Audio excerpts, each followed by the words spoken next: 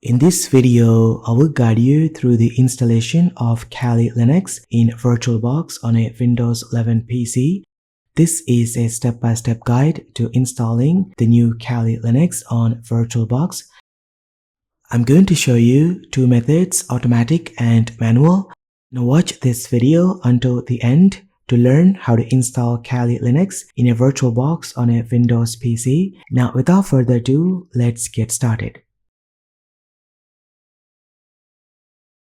Since we are installing Kali Linux in a VirtualBox, you must have enabled hardware virtualization on your PC or laptop. Now by default, this feature is enabled and allows you to run and test any OS in a virtual environment. If it's not enabled, you need to check the BIOS settings and turn on hardware virtualization. Once it's enabled, you can verify the status by opening the Windows Task Manager, then select CPU and you can check virtualization status. Before starting this video, I want to mention that we are going to install Kali Linux on top of Windows running inside an isolated environment which has nothing to do with Windows 11. Additionally, on your Windows 11 computer, you need to have at least 50 GB of free space or higher. Now go ahead and open your favorite web browser. Head over to this link and download the VirtualBox for Windows PC. Then download the Oracle VirtualBox extension pack, which supports RDP, disk encryption, NVMe, and PXE boot. Then head over to the second link and download the Visual C++ dependency required for VirtualBox to run. Once all files are downloaded, place them on your desktop for easier navigation. Then install the Visual C++ dependency.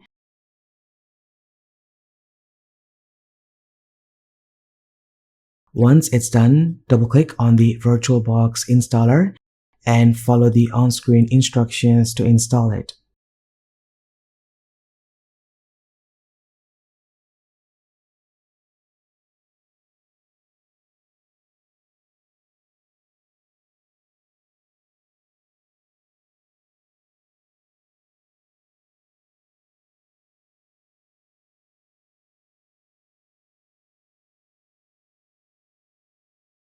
Once it's installed, double-click on the VBOX extension pack and install it.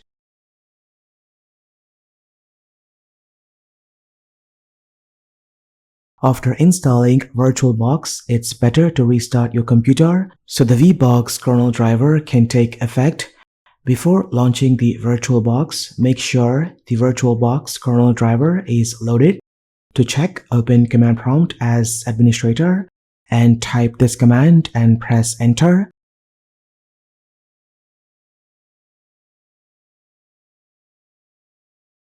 If it's not running, use this command to start the VBOX kernel driver. Now let's start with method 1 of installing Kali, which is the easy way. To do this, open your web browser and go to kali.org, then click on download. Then look for pre-built virtual machines and download the VirtualBox image.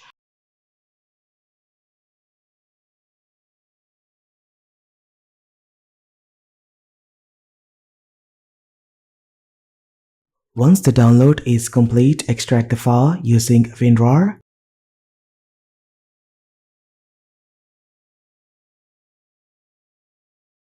After extracting, you will see two files, a VirtualBox disk image and a virtual machine definition file. Now double-click on the virtual machine definition to open the pre-built Kali VirtualBox image. On the right, you will see its settings and information. The default username and password are both Kali. Now let's configure the VM. Just go ahead and click on settings. I will increase the RAM size to 8 GB for this VM. Next, go to processor and for the CPU cores, I'm going to use 3. The default storage for this VM is set to 80 GB. For the network, I choose NAT to emulate Windows host internet connection. And that's it. I will save the changes and start the VM by clicking the Start button.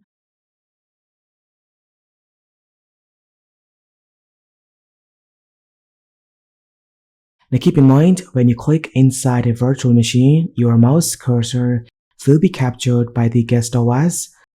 To release it and regain control on the host OS, press the right control key on your keyboard. The VM may take a time to load.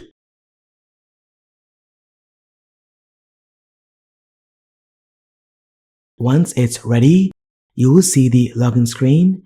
Enter the username Callie and password is Callie. Then press login.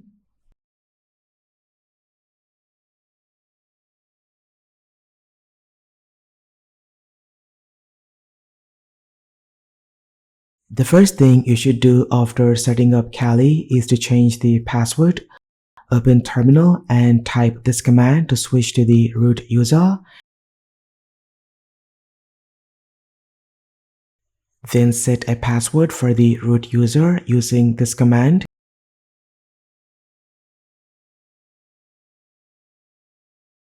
Next, set a password for the default user Callie using this command.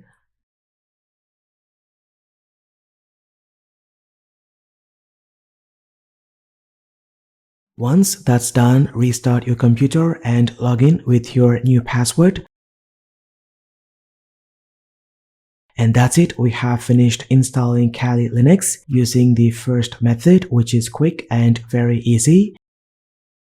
Now let's move on to method 2 of installing Kali Linux manually.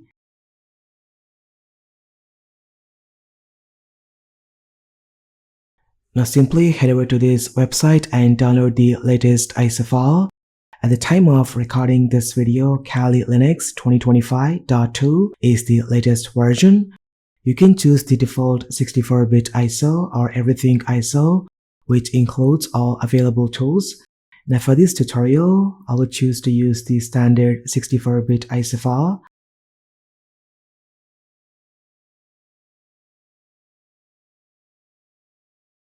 Once it's done downloading, we need to create a virtual machine for Kali Linux.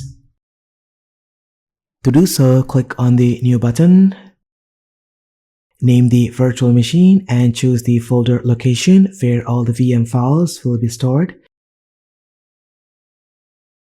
Then set the type as Linux, and for the version, choose WN64-bit. Now click on Hardware, then allocate the RAM and CPU cores for the Kali Linux virtual machine. I'm going to use 8 GB of RAM out of 24 GB and 3 CPU cores out of 6 for faster performance. Then make sure the slider stays within the green range. Then click on Next. Now allocate the storage space of 20 GB or higher. In my case, I have around 100 GB of free space on my host computer, and I'm going to use 50 GB for Kali. Now this is the summary of the virtual machine. Click on Finish. We have created the Kali Linux virtual machine. By selecting it, click on Settings. Then switch to Expert mode, choose General Settings. Under Advanced, set the shared clipboard to bidirectional to enable clipboard sharing between Windows and Kali Linux. I won't enable drag and drop, so I will leave it disabled. Now select Display from the sidebar and increase the video memory to maximum. Disable 3D acceleration as it may not work properly unless you have a recent NVIDIA GPU card. The Kali team also recommends leaving this disabled. Now go to Storage in the sidebar. Under the IDE controller, click Empty. Then select the DVD icon and choose a disk file and import the Kali Linux ISO file. Now let's configure network. You can use the default NAT, but if you want this virtual machine to be accessed from another computer on the network, choose Bridged Adapter. Now this will give Kali its own IP address, allowing remote access via SSH. If you're unsure, leave it as NAT. And that's it, we have configured the virtual machine. It's time to start the VM. Now go ahead and click on the Start button to begin installation. Now keep in mind, when you click inside the virtual machine, the cursor is captured by the guest OS. To release it, press the right control key on your keyboard to regain the control on the host OS. Now use the arrow keys to select graphical install and press enter to start the Kali Linux installer. Now go ahead, select your system language, location and keyboard layout. Set Kali as the hostname and click on continue. For the domain name, leave it empty. Then create a user account and password.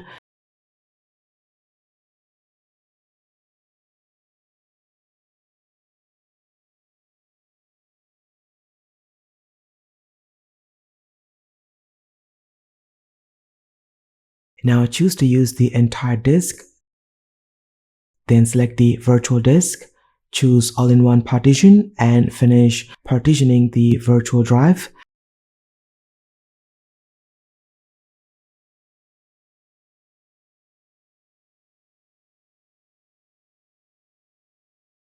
After a few minutes, you will see this window to choose the desktop environment. I tried XFCE and GNOME, both work fine without any issues. If your PC has limited system resources, XFCE is later option.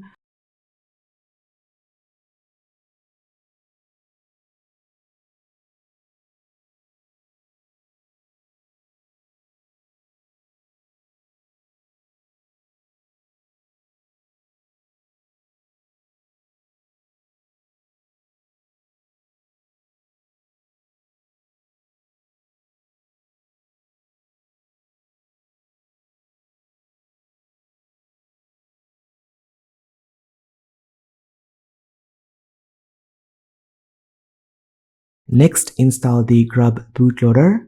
Choose yes, then select the virtual drive and continue to complete the installation.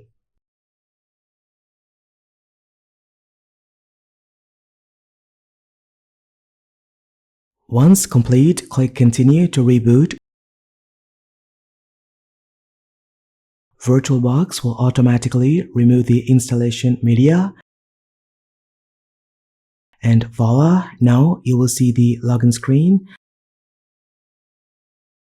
Then enter your username and password to log in. Now let's go ahead and switch to full screen mode.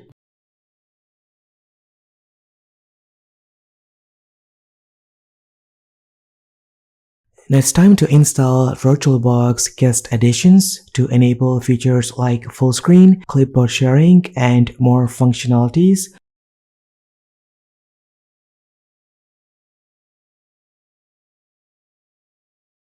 To do so, first open the terminal and run this command to update the source list. Then install the required dependencies.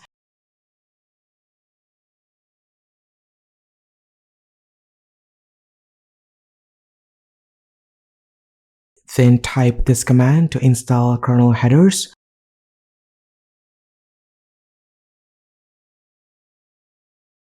Now using the menu bar, select Devices and choose Insert Guest Additions CD image.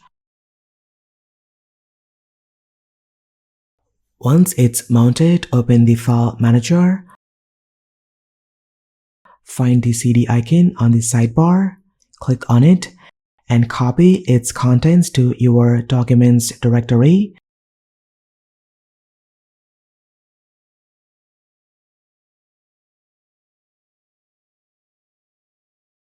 Then open the terminal and navigate to this directory.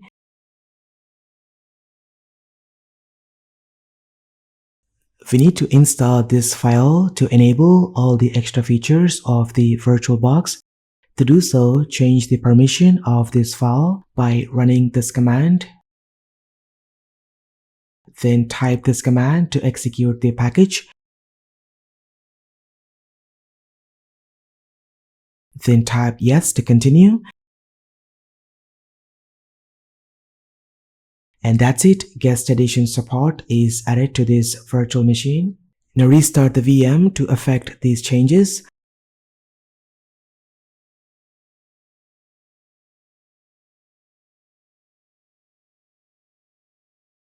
And voila, as you can see, Kali Linux runs super smooth. This is how you properly install Kali Linux in a VirtualBox on any Windows PC or laptop.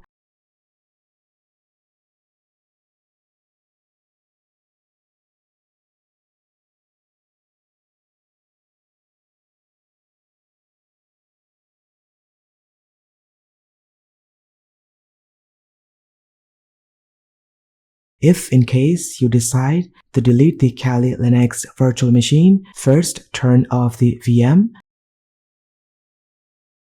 then head over to the main user interface of VirtualBox. From the sidebar, select the virtual machine and right-click on it and choose Remove and Delete all files. And that's pretty much it. If you have any questions or queries, do post them in the comment section down below. Thank you so much for watching. This has been KSK Ryle. I will see you in the next one.